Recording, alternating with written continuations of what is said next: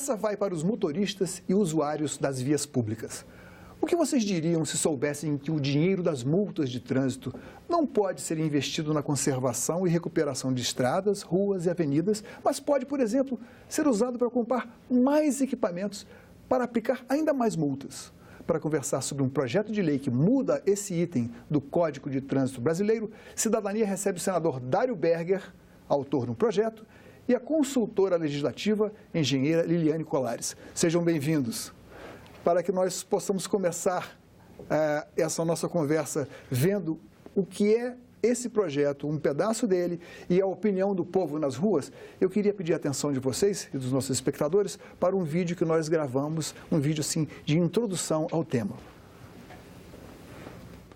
O Código Brasileiro de Trânsito de 1997 estabeleceu que 5% do total arrecadado por todos os órgãos do sistema sejam encaminhados para o Denatran investir em educação e segurança do trânsito. 95% do dinheiro das multas ficam com o órgão federal, estadual ou municipal. Mas o código não permitia que fossem aplicados em manutenção e recuperação das vias. O que é feito com as verbas que são arrecadadas pelas multas? O orçamento do Ministério dos Transportes este ano para aplicar nas rodovias federais em manutenção e construção de rodovias é de 9,7 bilhões de reais.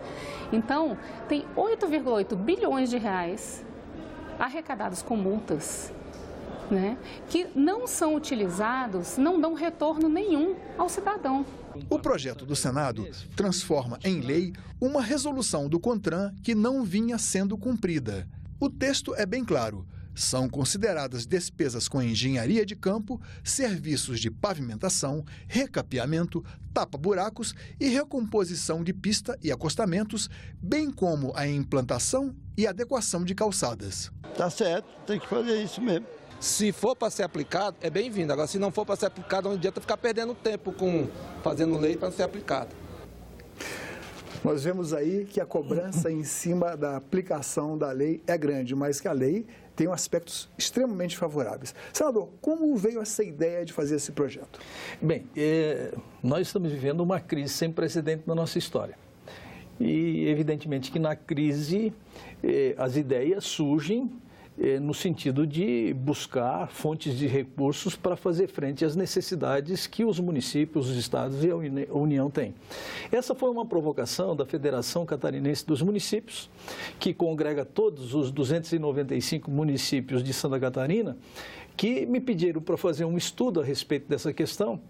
E, evidentemente, que eu me entusiasmei com esse tema, haja visto que eu fui prefeito durante 16 anos consecutivos e eu próprio não pude aplicar os recursos oriundos das multas de trânsito em obras como melhoria da infraestrutura, como recapeamento asfáltico, recuperação de calçadas, implantação de recapeamento asfáltico, melhoria das vias públicas e etc. Esses recursos eram permitidos quase que exclusivamente para educação de trânsito, que está previsto um percentual para a educação de trânsito, que o projeto não altera em nada essa questão, mas amplia o leque de atividades que você pode aplicar esse dinheiro. E que aí o cidadão, a partir de agora, vai sentir que esse recurso que ele paga da multa vai em benefício dele próprio nessas obras de infraestrutura que eu acabei de mencionar. Liliane, trata-se de um caso na redação lá do Código de 1997, de uma omissão ou talvez uma confusão proposital. O que você acha disso? Teria que deixar explícito que desses 95% seria permitido fazer obras de recapeamento, de reconstrução?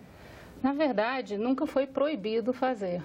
O problema é que a generalidade da lei dava insegurança aos gestores sobre a regular aplicação desses recursos, que muitas vezes, em alguns estados, poderiam ser questionados pelos órgãos de controle.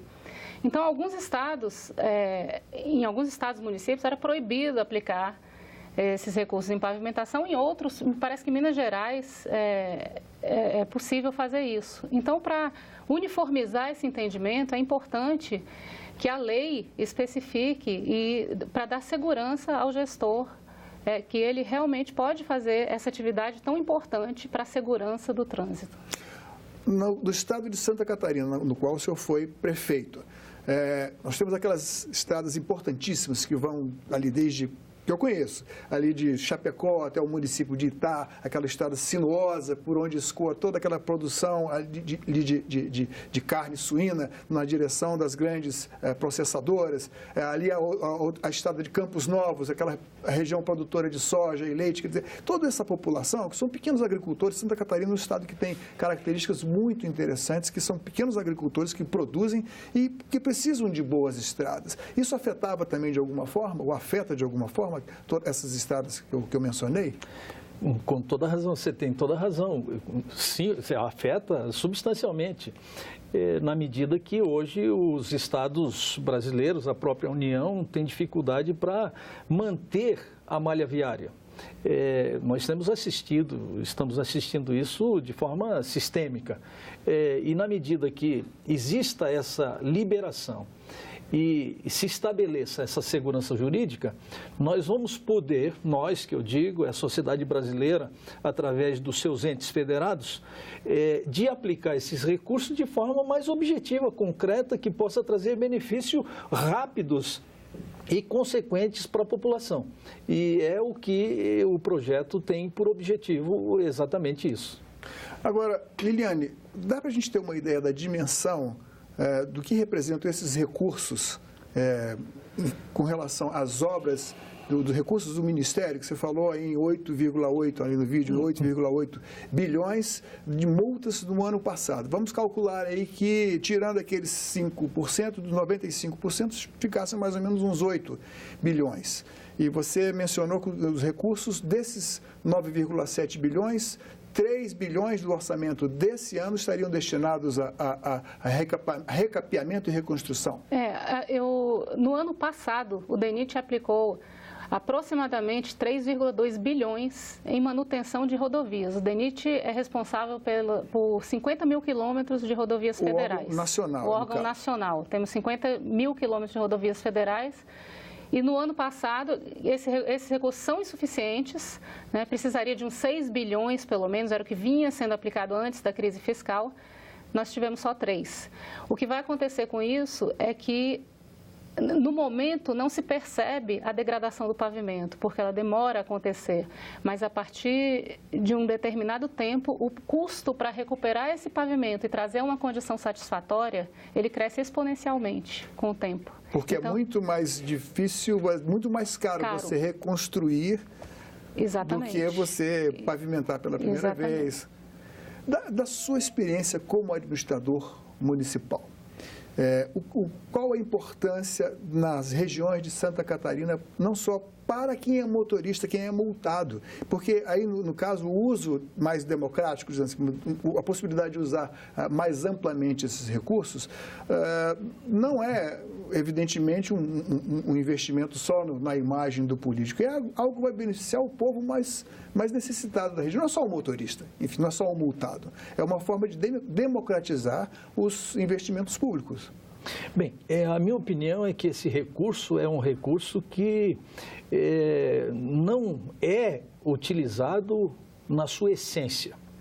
Ele, de certa forma, quando foi criado essa legislação, ela suprimiu, vamos dizer assim, a essência da coisa, para que pudesse garantir uma segurança jurídica, para que os recursos pudessem ser bem aplicados. Quando eu digo bem aplicados, é aplicados em obras de recuperação de rodovias, recuperação de calçadas, recuperação de infraestrutura, enfim, que pudesse ser, que pudesse trazer benefícios rápidos e objetivos para a população. O que a legislação fez foi engessar isso e suscitar dúvidas quanto à sua aplicação. Então, tem alguns estados que era permitido se utilizar desses recursos para esse tipo de obra de infraestrutura. Outros não eram permitidos. Outros sofreram ação de improbidade administrativa. Os tribunais de contas. E os tribunais de contas, os Ministério Público, porque agora há que se fazer uma justiça com relação a isso, que o próprio Conselho Nacional de Trânsito, se eu não estou equivocado, em novembro de 2016, ele ampliou esse leque e permitiu, então, através de uma legislação infralegal, que é através de uma resolução, ampliou o leque de aplicação desses recursos. Mas, volto a repetir, isso não foi suficiente, não é lei ainda. Não é lei. Isso é uma resolução, uma legislação infralegal, que pode ser questionado pelos organismos de controle. O que nós queremos agora é transformar isso em lei, trazer a segurança jurídica para que esses recursos possam ser bem aplicados, sobretudo na recuperação das estradas, na recuperação das calçadas, no recapeamento asfáltico, no tapa-buraco, que a gente percebe que hoje é uma situação literalmente está lá no texto do projeto de lei. Tapa-buraco.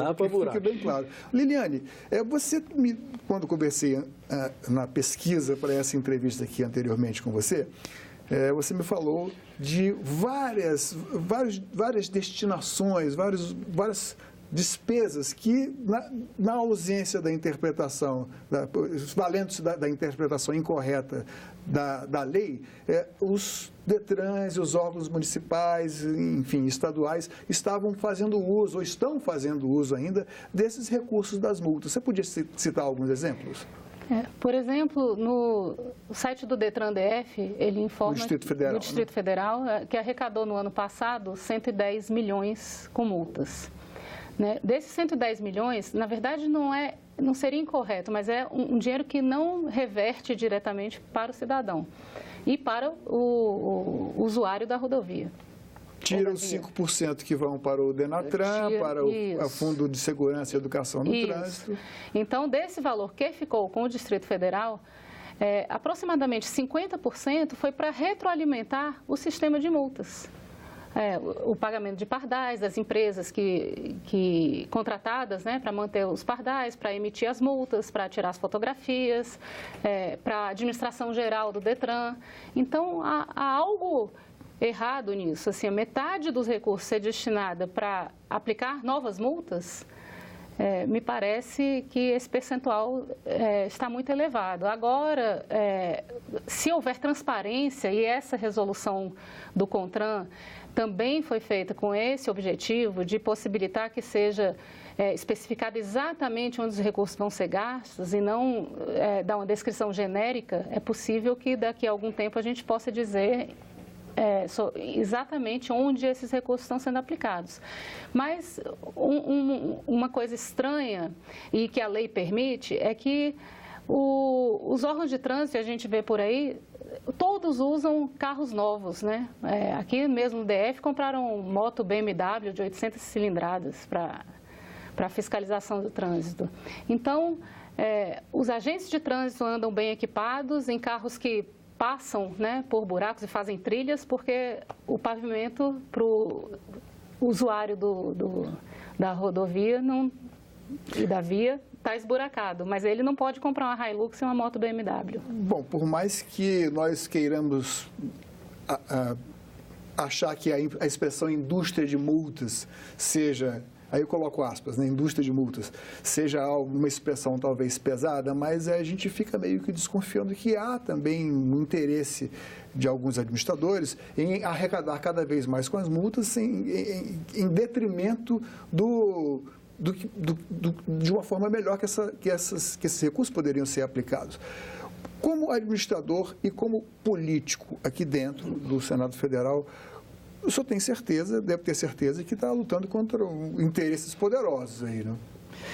Mas isso faz parte, nada acontece por acaso, tudo é decorrente de muita luta e não há vitória sem luta. Na verdade, nós temos que, em determinados momentos, corrigir aquilo que precisa ser corrigido.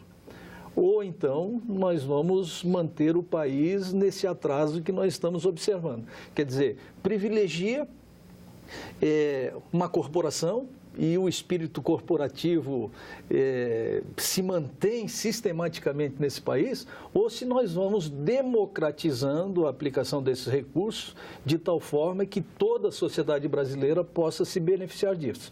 Esse é o objetivo. E por essa razão, eu tenho consciência da minha responsabilidade e por isso quero enfrentar isso com firmeza para ver efetivamente esse projeto aprovado o mais rapidamente possível.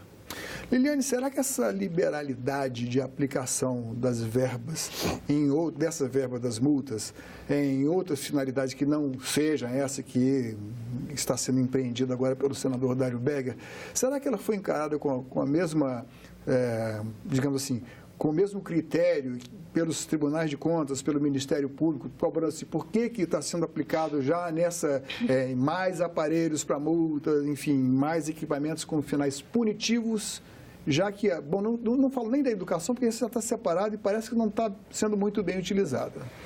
Na verdade, complementando a pergunta anterior e já respondendo essa, o artigo 320 do Código de Trânsito estabelece que os recursos arrecadados com as multas, eles podem ser aplicados em sinalização, engenharia de tráfego de campo, policiamento, fiscalização e educação. Então, sinalização, policiamento, fiscalização e educação são palavras que têm um significado... Uma interpretação pode ser muito ampla, né? Pode ser ampla, mas houve uma discussão em algum momento se poderia comprar equipamento para fiscalização, e aí estabeleceram que sim, tal, mas elas pelo menos têm um significado mais restrito do que engenharia de campo. O que é engenharia de campo? Né? Na engenharia de campo é algum trabalho de engenharia que se faz fora dos escritórios, no campo. Então, engenharia de tráfego e engenharia de campo ficou genérico demais.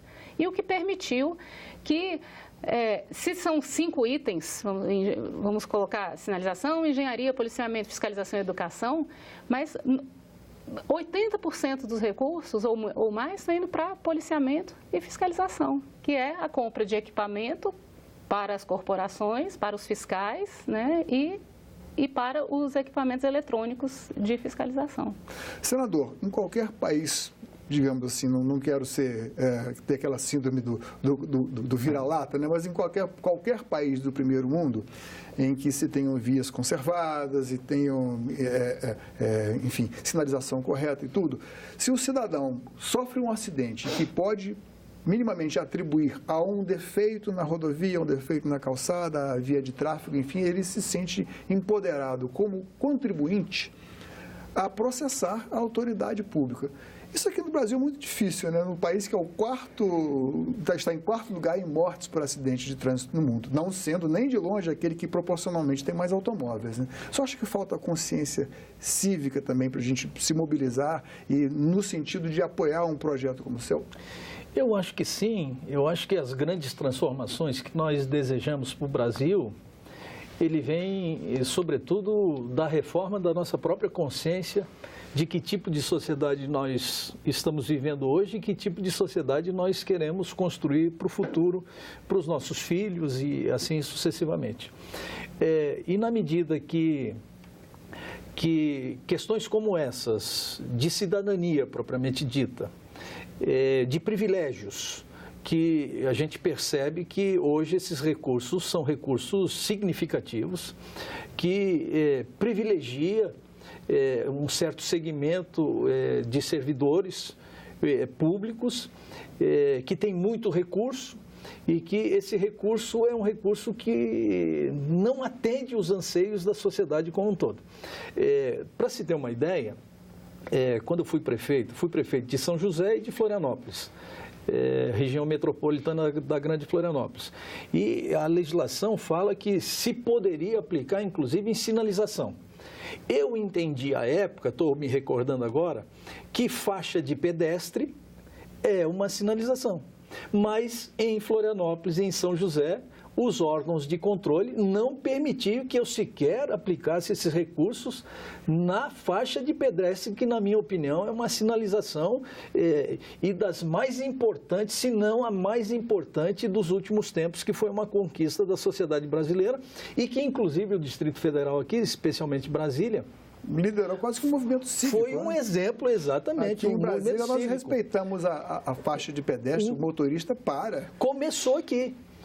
E foi um exemplo a ser seguido para outras cidades brasileiras e que as cidades das quais eu tive o privilégio de administrar também passou por uma educação de trânsito e que hoje essa consciência cívica e coletiva já faz parte do dia a dia das cidades grandes e pequenas também do Brasil. Liliane, uma das incongruências e dos absurdos, do nonsense que uma lei mal redigida, e além de mal redigida, mal interpretada, pode levar aquele exemplo que você, antes da entrevista, conversava comigo, que em vários lugares você encontra buracos, e buracos até já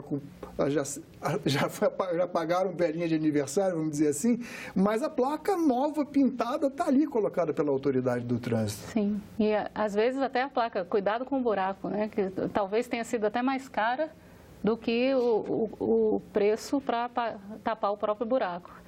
Ou muitas vezes também pavimentos deformados que não têm péssimas condições de trafegabilidade, com uma pintura, uma sinalização nova, de ótima qualidade, né? Na verdade, também, os gestores, a gente também não pode culpá-los de fazer tudo isso, porque o que acontece é que não se aceitava que eles aplicassem os recursos na pavimentação. Então, se tem recurso em abundância, tem que fazer alguma coisa com eles, né? E aí... Esses recursos não vêm sendo contingenciados também? Não sei dizer dos estados, que a gente teria que entrar no orçamento de cada estado. Mas, por exemplo, do Denatran, em relação aos 5%, que são repassados ao Denatran, historicamente, 50% aproximadamente desses recursos são contingenciados. A campanha mais efetiva e mais bonita que eu conheço, do cinto de segurança ainda, que no começo foi até algo que as pessoas relutaram um pouco em aceitar, foram as minhas filhas, que eram crianças, e disse: pai, o cinto. Senador, eu agradeço a sua presença aqui, sucesso para o projeto, obrigado, Liliane. Eu convido já que vocês voltem depois da provável aprovação desse projeto. Não precisa de regulamentação, né? Acredito que não. Acho que ele é auto-aplicável, porque ele já tem, de certa forma, uma aplicação pelo Conselho Nacional de Trânsito. E o nosso objetivo é só transformar isso numa legislação definitiva e que possa estabelecer a segurança jurídica para que ele possa efetivamente ser aplicado. Obrigado a vocês. Obrigada. Para saber mais sobre esse tema e conhecer o projeto de lei, a página da Agência Senado no portal, acesse senado.leg.br/agência. Para mandar críticas e sugestões, nosso WhatsApp é 999-661616. Se preferir telefonar, o telefone da Alô Senado é 0800 61 2211. Para ver de novo ou baixar nossos programas, o endereço é senado.leg.br/TV. Obrigado, um abraço e até o próximo Cidadania e Integração.